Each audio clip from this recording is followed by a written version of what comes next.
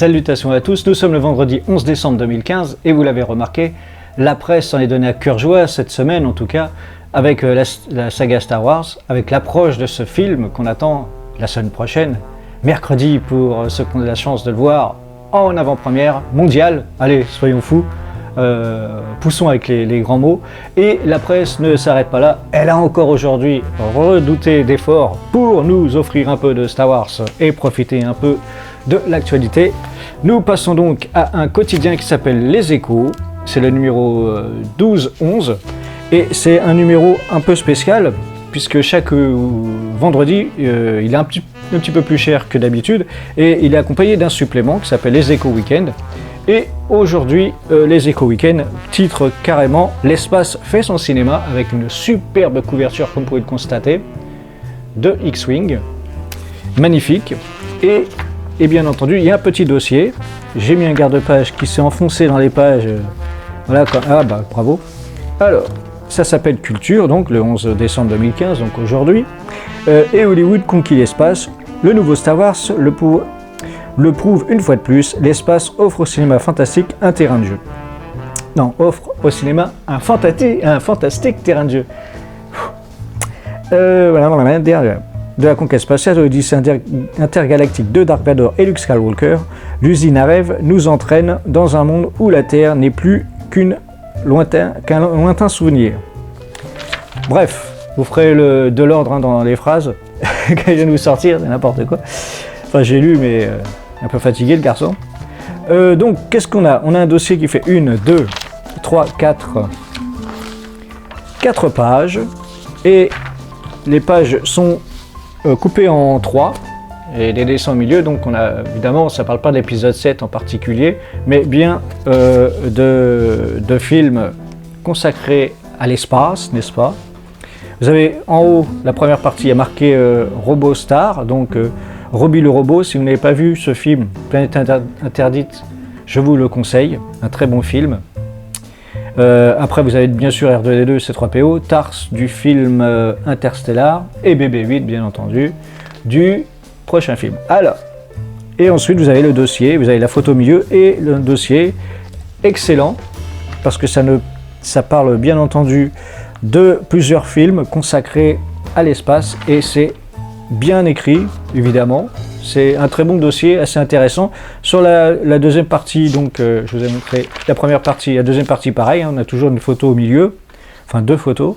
Et puis en haut, vous avez de la fiction à la réalité, donc bien entendu, on apprend des tas de choses intéressantes. Comme par exemple, quand vous voyez un film au décollage 4, 3, 2, 1, il faut savoir que, enfin 10 jusqu'à 0, ça vient d'un film. Et oui, et ça a été repris après par la NASA pour lancer effectivement les premières navettes. Mais je vous laisse découvrir ça dans le dossier qui est vraiment très intéressant comme je viens de vous le prouver. Enfin, j'espère que vous avez compris. Ensuite, qu'est-ce qu'on a aussi? Un petit paragraphe qui a marqué Sexy Galaxy, donc toutes les comédiennes, enfin toutes les comédiennes les plus célèbres du cinéma fantastique en petite tenue. Mais il y a du texte, hein, il y a très peu de photos et puis voilà, donc Léa forcément fait partie du lot. Donc je vous mets ce petit supplément ici, voilà. Qu'est-ce qu'on avait aussi aujourd'hui? J'avais vu, ah oui, Mad Movies, Mad Vomi comme j'aime bien l'appeler, numéro 291 qui est sorti aujourd'hui, alors qu'il n'a pas de couverture Star Wars, hein, mais qui a quand même s'est permis une petite intrusion un peu dans l'épisode 7 quand même, avec Star Wars le réveil de la force, bien entendu, l'héritage de l'Empire. Et c'est un très bon dossier qui fait 2 pages. Ça fait court à première vue, mais on apprend des choses vraiment très intéressantes puisque c'est basé sur, pas que les effets spéciaux. Le 22 novembre dernier, un tweet révèle la post-production du Réveil de la Force et enfin bouclé. Après 2 années de travail intensif, J. Abrams, Lawrence Kasdan et Kathleen Kennedy ont enfin mené à bien la résurrection cinématographique de la saga Star Wars, dont les enjeux financiers rendent les actionnaires de Walt Disney particulièrement fébrile. Et là, ça parle des trucages, d'effets spéciaux, des prothèses aussi. Effets pratiques, le retour, l'énigme Knock et flotte numérique. Puisque c'est bien la seule chose où il y aura du numérique. Ça parle aussi bien entendu de toutes les sorties 2016, dont bien entendu Rogue One. Qu'est-ce qu'on a d'autre? Je crois que c'est tout. Ah oui, il y aura un hors-série, mais on en reparlera, ça sort qu'à la fin fin décembre, donc si je le reçois. C'est un spécial Star Wars Man Movies classique. Voilà, la pochette. Il n'y a pas de date, c'est fin décembre. Point. Donc, le Man Movies, numéro, je vous l'ai dit, hein, soyez attentifs un peu, 291. Et enfin, le magazine Popcorn. Et évidemment, avec un titre pareil, vous vous doutez bien que c'est consacré au cinéma en général.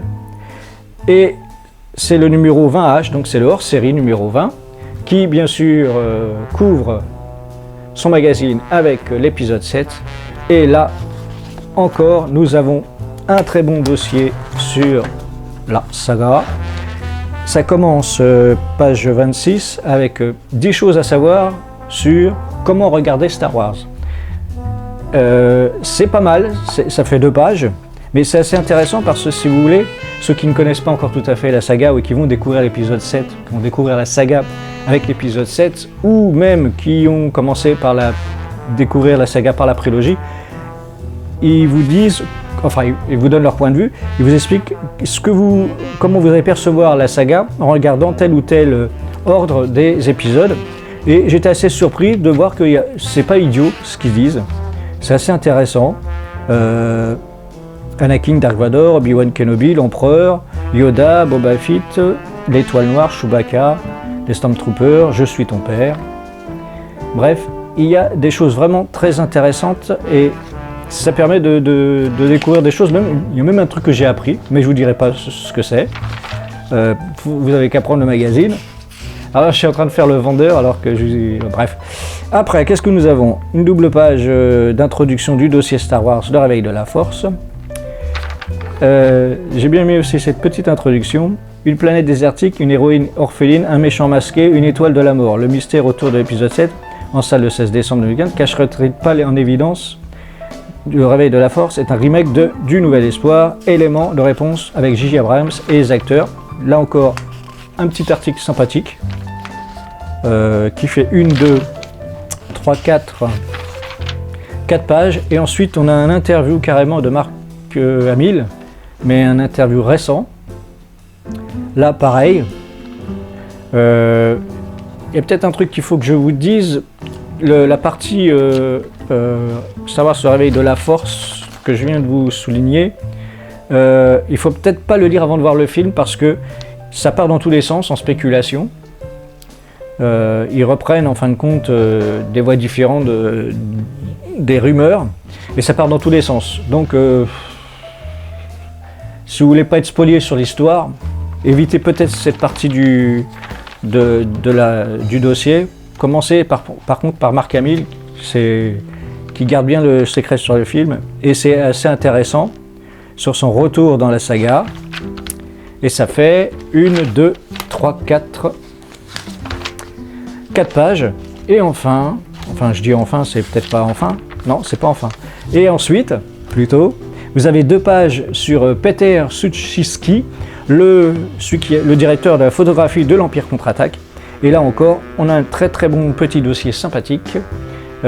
Si vous voulez en savoir encore plus sur son rôle dans l'Empire contre-attaque, enfin son rôle dans l'Empire contre-attaque, son travail sur l'Empire contre-attaque, c'est intéressant à lire. Et ensuite, on continue avec plein de pages. Alors, avec Star Wars du papier à l'écran, près de 40 ans après sa création, l'univers Star Wars se voit réinventé, redessiné. La prélogie offre une relecture du design originel tourné vers le passé, mais qu'attendre du réveil de la Force et de son désir d'avenir. Donc, vous le devinez, rien qu'avec cette introduction, c'est assez intéressant. Ça fait 1, 2, 3, 4 pages. Bon, il y a des photos qui prennent bien la moitié de chaque page, hein, faut pas se mentir. Mais n'empêche que le texte est intéressant, et il faut le lire. Et voilà, je crois que c'est tout. C'est tout. C'est tout. Voilà, on a fait le tour. Oui, voilà. On a fait le tour. Donc, Popcorn, les échos du week-end, hein, qui ne durera que le week-end. N'espérez pas vous dire ouais, je vais attendre la sortie du film la semaine prochaine pour retrouver. Non, vous ne le trouverez plus. Tout ce qui est quotidien, c'est le jour et le lendemain, c'est fini, il n'y en a plus. Ça repart dans la nuit, le lendemain, il n'y en a plus. Voilà, c'est tout, j'ai fait le tour. J'espère que ça vous a plu, n'hésitez pas à le signaler. Si j'ai fait un truc qui ne vous plaît pas, dites-le, tant pis pour vous, ou pour moi aussi d'ailleurs. Et puis je vous donne rendez-vous à la prochaine édition, bien que la semaine prochaine, je vous l'ai déjà dit, je suis de repos, donc je ne me lèverai pas à 6 h du matin pour aller chercher les magazines, mais j'irai faire le tour de certains kiosques, voir s'il y a des choses intéressantes en tout cas. Tout ce qui est quotidien, peut-être pas, mais si je vois un hors-série intéressant, je vous en ferai part. Et je vous dis donc à bientôt, que la Fan Force soit avec vous jusqu'à la fin, et puis à plus, salut.